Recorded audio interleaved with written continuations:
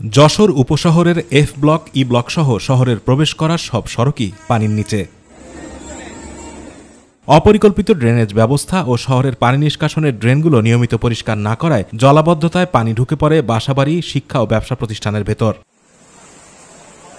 ড্রেনের উপর নেই ঢাকনা, ছড়াচ্ছে দুর্গন্ধ, যার ফলে শিক্ষার্থী ও এলাকার সাধারণ মানুষ ভোগান্তি পোহাচ্ছেন দিনের পর দিন। ড্রেনের ভিতরে ওপেন থাকে, যার কারণে দুর্গন্ধ বসবাসযোগ্য না, এত পরিমাণ দুর্গন্ধ, যার কারণে আমাদের খুবই সমস্যা।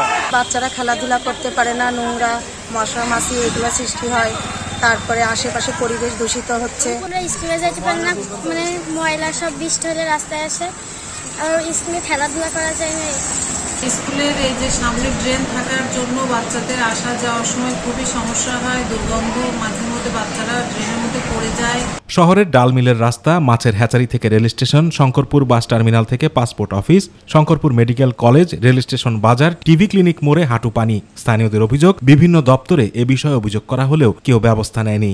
ইউনিয়ন পরিষদ কম বেশি ময়লা ওনারা নিয়ে যাচ্ছে, কিন্তু হাউজিং যাদের প্রকৃত দায়িত্ব তারা এই দায়িত্ব কোনো পালন করছে না, অথচ তারা টাকা নিয়ে যাচ্ছে। ড্রেনগুলো নিষ্কাশনের জন্য জলাবদ্ধতা হয় এবং ময়লা যে সমস্ত আবর্জনা থাকে এগুলো ঠিকমতো ক্লিয়ার বিরতি করে না।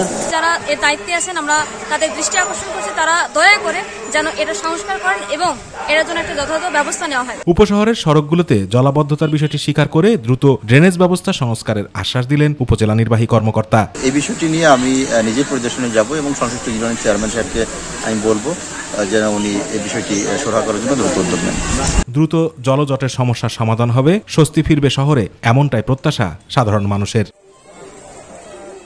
আতিকুর রহমান তিতাস, মাই টিভি।